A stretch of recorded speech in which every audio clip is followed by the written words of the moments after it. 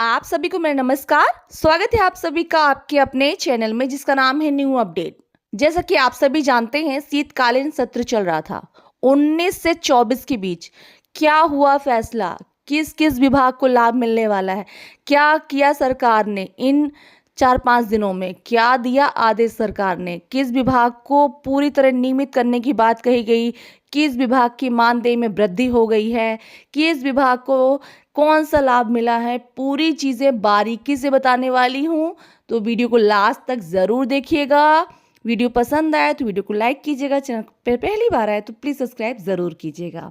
चलिए सबसे पहली बात करते हैं कि देखिए हमारे जो कर्मचारी हैं वो हमेशा एक चीज़ कहते रहते हैं कि सरकार बदल दो, विपक्षी को ला लो, पर ऐसा नहीं है। जब सदन में हम देखते हैं तब समझ में आता है कि एक स्ट्रॉन्ग सरकार कैसी होनी चाहिए।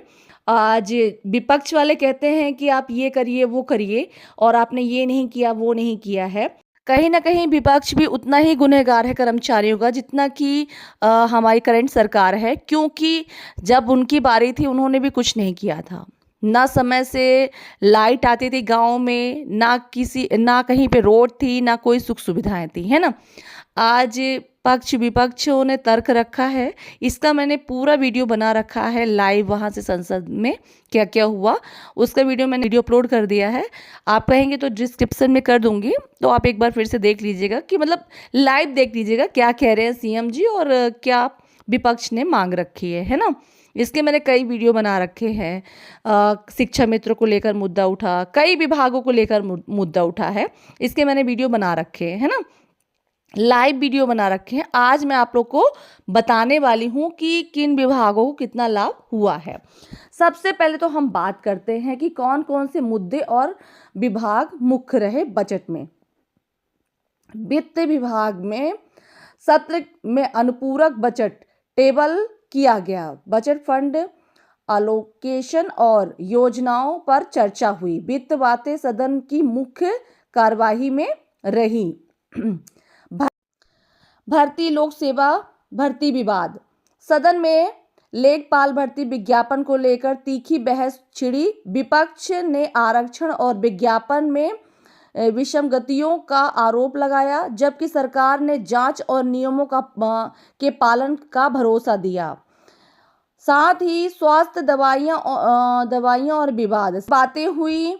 सदन में कोडिन सिरप से जुड़ी घटना घोटाले को लेकर विरोधी पार्टियों ने सवाल उठाए हैं।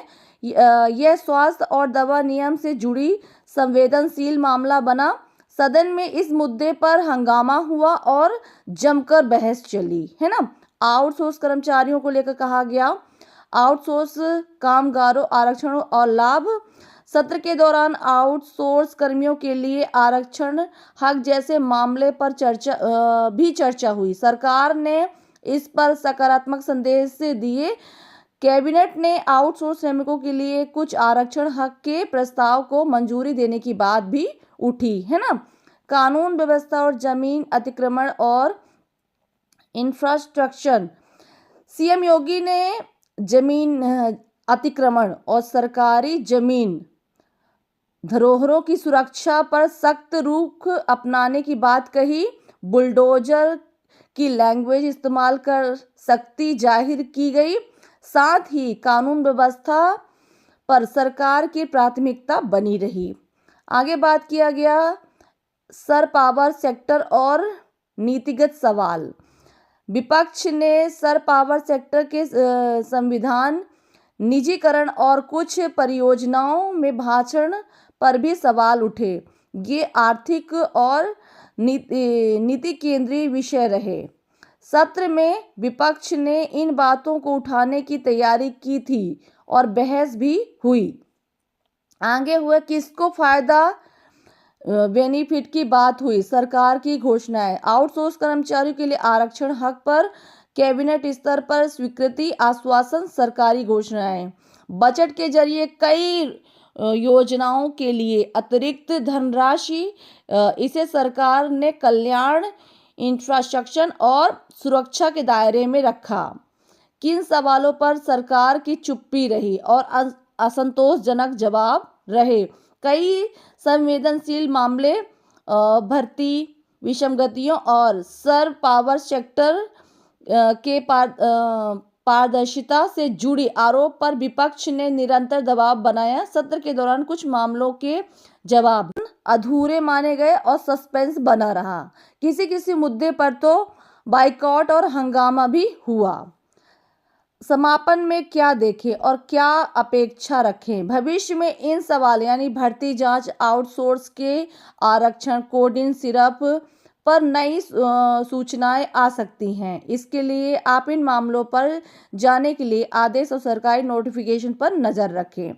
देखिए, यहाँ पर आप देख सकते हैं कि सरकार ने उन कर्मचारियों को लेकर अभी तक कुछ नहीं कहा है जिन पर सरकार को बात करनी थी। देखिए, सरकार किस पर ध्यान दे रही है? सुरक्षा पर दे रही है और गांव पे दे रही है, विकास को दे रही है, लेकिन इस पर कार्य करने वाले कर्मचारियों का क्या?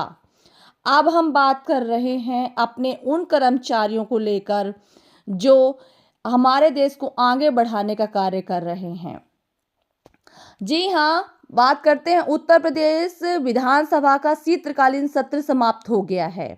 बहस हुई, भाषण हुए, आंकड़े रखे गए, लेकिन जिन लोगों के कंधे पर पूरा सिस्टम टिका है, ग्राम चौकीदार, पीआरडी जवान, होमगार्ड जवान, आउटसोर्स कर्मचारी, आशा, सहायिका, शिक्षा मित्र, उनके नाम पर सरकार की तरफ से कोई साफ घोषणा नहीं आई है।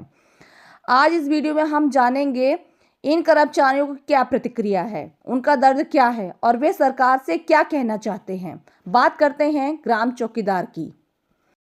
सबसे पहले बात करते हैं ग्राम चौकीदार, क्या कहना है उनका? हम दिखते नहीं हैं क्या? गांव की सुरक्षा की दीवार हैं हम। ग्राम चौकीदार रात की ठंड में हो या बरसात, चोरी हो या झगड़ा, सबसे पहले चौकीदार ही खड़ा होता है। लेकिन सत्र खत्म हो गया, न मानदेय बढ़ा, न स्थायीकरण पर बात हुई। ग्राम चौकीदारों का कहना है, हम पुलिस के साथ काम करते हैं लेकिन हमें कर्मचारी नहीं माना जाता है। हम ड्यूटी देते हैं पर भविष्य सुरक्षित नहीं है। उनका दर्द साफ है, सम्मान भी अधूरा है और भविष्य भी।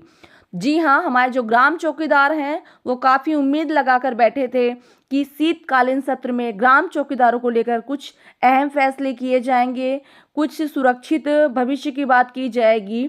जिस तरह वो गांव की सुरक्षा करते हैं, सरकार उनके सुरक्षा की बात करेगी, लेकिन यहाँ पर ऐसा कुछ नहीं किया गया।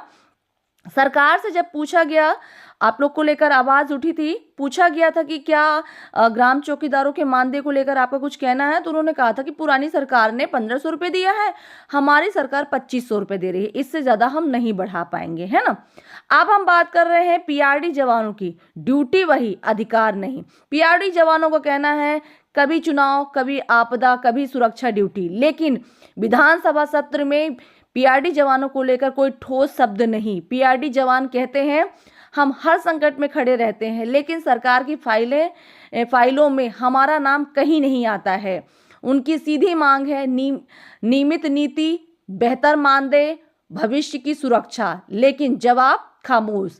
जी हाँ, हमारे पीआरडी जवानों को कहना है कि भाई हम जब कार्य करते हैं तो ना तो हमारा कहीं पे नाम आता है।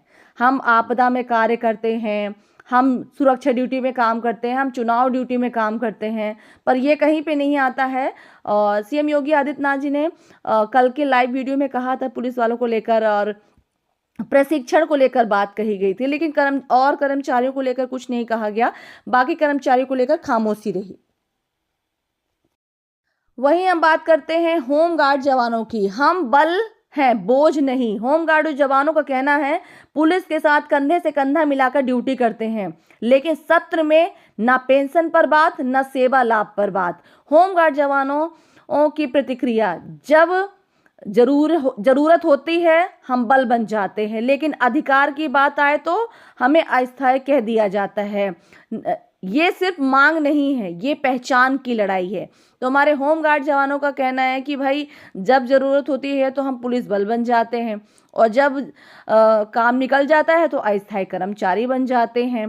तो हमें भी हमारी पहचान चाहिए और सरकार को इस पर ध्यान देना चाहिए, है ना। अब हम बात करते हैं आउटसोर्स कर्मचारी न स्थायी न सुरक्षित। आउटसोर्स कर्मचारी ऑफिस चलाते हैं, फाइलें संभालते हैं, लेकिन खुद असुरक्षित हैं। सत्र में उनका मुद्दा उठा लेकिन आदेश नहीं आया। आउटसोर्स कर्मचारियों को कहना है, हम हर साल एक ही काम करते हैं, फिर भी हर साल नौकरी जाने का डर रहता है। इनकी सबसे बड़ी पीड़ा है समान काम असमान वेतन, न पेंशन न सुरक्षा, सिर्फ वादे। आशा कार्यकर्ता और सहायिका दीदी को क्या कहना है, सम्मान सिर्फ भाषण में, गांव की बेहतर रीढ़ है हम। आशा कार्यकर्ता और सहायिका दीदी है ना, कोरोना हो या टीकाकरण, सबसे पहले आगे हम ही रहते हैं। लेकिन सत्र में मानदेय बढ़ोतरी पर कोई ठोस फैसला नहीं आया। आशा सहायिका का कहना है, हम दिन रात काम करते हैं लेकिन हमें कर्मचारी नहीं कहा जाता है। इनका सीधा सवाल है, अगर हम जरूरी हैं तो हमें अधिकार क्यों नहीं। तो देखिए, हमारी आशा दीदी भी अपनी मांग रख रही हैं और कह रही हैं कि भाई जब हम जरूरी हैं तो हमें भी अधिकार मिलना चाहिए। यहीं पे हम बात कर रहे हैं शिक्षा मित्रों को लेकर क्या बात हुई गई। शिक्षा है कि जो सालों से बच्चों को पढ़ा रहे हैं, गांव के स्कूल, दूर दराज के इलाके जहां कोई नहीं जाना चाहता, वहां शिक्षा मित्र खड़े हैं। लेकिन संसद में ना समायोजन की बात हुई, ना स्थायी सेवा की चर्चा, ना मानदेय सुरक्षा पर बहस। शिक्षा मित्रों की प्रतिक्रिया, हमने शिक्षा मित्रों को कहना है कि भाई हमने सरकार बदलते देखी, नीति बदलते देखी, लेकिन हम पर कोई बदलाव करने नहीं आया। मतलब ये सोचते रहते ना कि जैसा भी कर्मचारी कहते हैं कि सरकार बदल दो, ये सरकार अच्छी नहीं है, वो सरकार आ जाएगी। तो यहाँ पे साफ साफ हमारे बेचारे कर्मचारी कह रहे हैं कि भाई सरकार आके चली जाएगी पर हमारे बारे में कोई सोचने वाला नहीं है ना। अगर हमारी भूमिका इतनी जरूरी है तो हमें अस्थायी क्यों माना जाता है। इनका दर्द साफ है, अनुभव है, योग्यता है, लेकिन भविष्य असुरक्षित है। देखिए, बहुत बड़ी बात है यहाँ पे कि भाई सही है, हमारे अनुभवकार कर्मचारी हैं, योग्य भी हैं, लेकिन नियमित नहीं हैं। पहले यही भर्ती सरकारी के रूप में की जाती थी, अब सब संविदा में हो रहे हैं। अब वहीं पे हमारी रसोइया दीदी, हम भूखे रहकर बच्चों को खिलाते हैं। विद्यालय की रसोइया जो बच्चों को पोषण देती जिससे बच्चा पढ़ सके, लेकिन संसद में उनके नाम पर कोई बहस नहीं। रसोइया का कहना है, हम सुबह से स्कूल में खड़े रहते हैं लेकिन हमारा मानदेय इतना कम है कि घर चलाना मुश्किल हो जाता है। ना वेतन तय है, ना नौकरी की गारंटी है, ना कोई सम्मान है। इनकी पीड़ा सिर्फ आर्थिक नहीं है, सामाजिक उपेक्षा भी है। देखिए, संसद में ऐसे बहुत से कर्मचारी उम्मीद लगाकर बैठे थे कि इस बार उनके लिए कुछ खास जानकारी आएगी। शिक्षा मित्रों को लेकर भी मुद्दा उठा, कई ऐसे कर्मचारियों को लेकर मुद्दा उठा, पर सरकार ने बस ऐसे ही जवाब दे दिया। संतोषजनक जवाब किसी भी कर्मचारियों को लेकर नहीं आया। सरकार ने अपनी अपनी बात रखी और विपक्ष सवाल उठाती रही, पर यही कहा गया कि भाई आपकी सरकार थी तो यही काम आप लोग किए होते तो आज इतना बहस करने की जरूरत ही नहीं पड़ती। अब हम जो कर रहे हैं तो वो हमें करने दिया जाए। यही बहस हुई वहां पे। जब संसद में आवाज उठी तो मन क्या चाहता था, हम आंदोलन नहीं चाहते, हम सिर्फ सुने जाना चाहते हैं।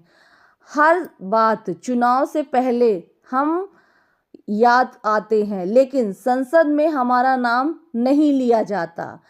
उनकी देखिए, हमारे कर्मचारियों की सीधी कुछ मुख्य मांगे हैं जिस पर सरकार को ध्यान देना चाहिए। कर्मचारियों की सीधी मांग, स्थायी समाधान, अनुभव के आधार पर समायोजन, सम्मानजनक मानदेय और न्यूनतम वेतन, नियमितीकरण भुगतान और सामाजिक सुरक्षा। लेकिन सवाल वही, इस पर संसद कब बोलेगी। बच्चों का भविष्य बनाते हैं, जो हमारे गांव का भविष्य बनाते हैं, जो हमारे शहर का भविष्य बनाते हैं, आज वही असुरक्षित है। जो देश का भविष्य सुरक्षित करते हैं, उनकी सुरक्षा सरकार कब देगी।